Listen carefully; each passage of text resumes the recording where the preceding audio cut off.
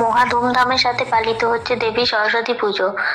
পূর্ব বর্ধমান জেলা মন্তেশ্বর থানা মালডাঙ্গা বাজারের সানরাইজ ক্লাবের উদ্যোগে ধুমধাম সহকারে অনুষ্ঠিত করলেন দেবী সরস্বতী পূজা।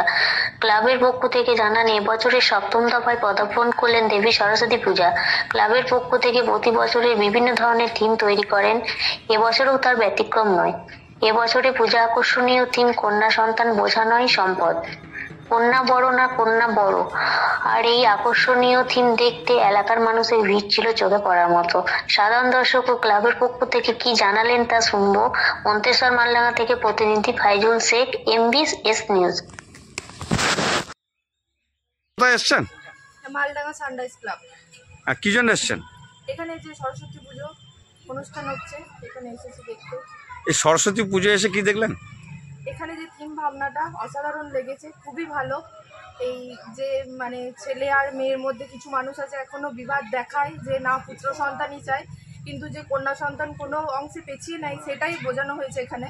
তা খুব ভালো লেগেছে এই থিমটা। আচ্ছা, প্রথমেই আমি জিজ্ঞাসা না নিয়ে অনেকেই দেখা যায় যে অসন্ত বোধ করে, তাতে করে এই ক্লাবের পক্ষ থেকে যে এই থিম দেখানো হচ্ছে মহিলাদের পক্ষে কতটা মানে বুঝ শক্তি ফেরত আসছে বলে মনে হচ্ছে? অনেকটা অনেকজনকে বোঝানো যাচ্ছে যে না ঠিক আছে, মেয়েরাও কোনো অংশে পেছিয়ে নেয়, এগিয়ে যাচ্ছে। আমাদের মেয়েরা যে যে অনেক কিছু দিক থেকে এগিয়ে, যেমন আমাদের মুখ্যমন্ত্রী মাননীয়া মমতা বন্দ্যোপাধ্যায় বা আমাদের রাষ্ট্রপতি দ্রৌপদী মুর্মু আছেন, এগুলো তো দেখে তো মানুষ তো আরও বেশি এগিয়ে যাচ্ছে। কিন্তু এই থিম ভাবনাটা বা এখানে যা দেখানো হয়েছে তাতে অনেকজনেরই অনেক কিছু ফিরে আসছে, যে কন্যা সন্তানটা কোনো বোঝা নয়, ঘরের লক্ষ্মী। মহিলাদের মানে কতটা উৎসাহ?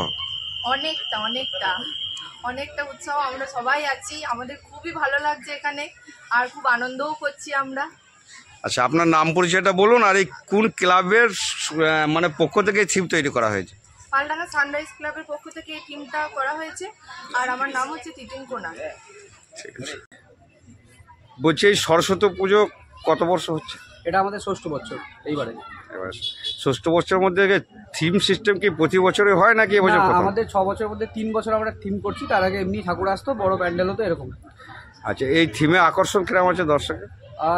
আমরা 3 বছর যে করছি, প্রথম বছর আকর্ষণ কম ছিল, দ্বিতীয় বছর বেড়েছে, আর এই বছর প্রচুর লোক কাল থেকে, এবং কালকে আমাদের উদ্বোধন হয়েছে, এবং যারাই আসছে বলছে নাকি আমরা একটা ছোট বর্ধমানকে এখানে তুলে ধরেছি।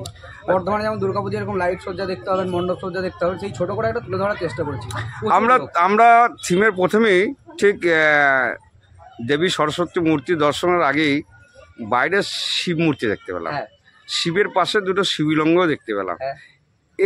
এটা সাজানোর অর্থ কি? অ্যাকচুয়ালি আমরা প্রথমে শিবকে নিয়ে শুরু করেছি, যেহেতু শিবই সব বলে সব জায়গাতেই সত্যম শিবম সুন্দরম, সব কিছুকে আমরা সুন্দর করার জন্য শিবই সত্য শিবই সুন্দর, তাই সব কিছুকে নিয়ে আমরা প্রথমে শিবকে দিয়ে শুরু করে তারপরে তার কন্যা সরস্বতীকে আমরা মেতেছি আরাধনা। পুতন্তার নিয়ে যে থিম, এই কন্যা সন্তানের থিমের মধ্যে দর্শক কি বার্তা পাচ্ছে? দর্শক এটাই বার্তা পাচ্ছে যে অনেকে যেমন দেখবেন এই আমাদের 2025 সালে এসেও যারা তাদের শ্বশুর শাশুড়ি মেয়ে হয়েছে বা নাতনি হয়েছে বলে বার করে দেয় বা অত্যাচার করে বলে আমার কন্যা দরকার নেই, আমার নাতিই দরকার বা নাতনি দরকার নেই, তো তাদের উদ্দেশ্যে আমাদের একটাই বার্তা, কন্যা হোক বা ছেলে হোক দুটোই যেন তারা সমান চোখে দেখেন। আজকে কোনো অংশেই মেয়েরাও পিছিয়ে নেয়, ছেলে মেয়ে দুজনে কাঁধে কাঁধ দিয়ে সব জায়গাতে তারা বিচার করে। এই থিমকে কেন্দ্র করে কি সংসার জীবনে পুরুষ বা মহিলারা কতটা মানে বুঝ শক্তি অর্জন করছে? আমার তো মনে হয় অনেকটাই করছে। এখানে চারিদিকে যে জ্ঞানের কথাগুলো লেখা আছে, এবং বিভিন্ন মনীষী যারা মহিলারা রয়েছেন তাদের আমাদের ছবি দেখতে পাবেন, তারা কি করছেন সেগুলো লেখা রয়েছে, তো আমার মনে হয় অনেকটাই জ্ঞান অর্জন করতে পারছে। কোন ক্লাব থেকে করা হয়েছে? আপনার কি নাম? এটা সানরাইজ ক্লাব মালডাঙ্গা এটা, আর আমার নাম শোভন সোম।